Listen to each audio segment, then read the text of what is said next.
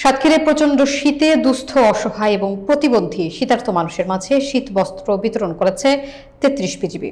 মোকাররম বিল্লাহ ইমনের প্রতিবেদনে বিস্তারিত।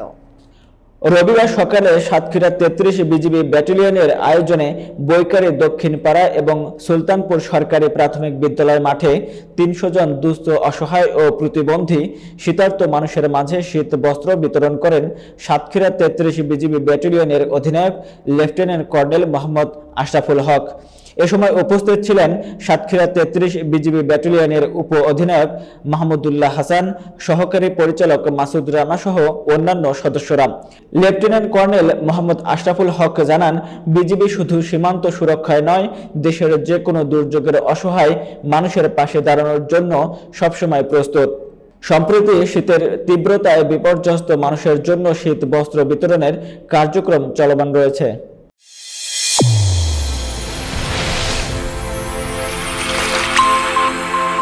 চ্যানেল A1 হৃদয় রেসপন্স।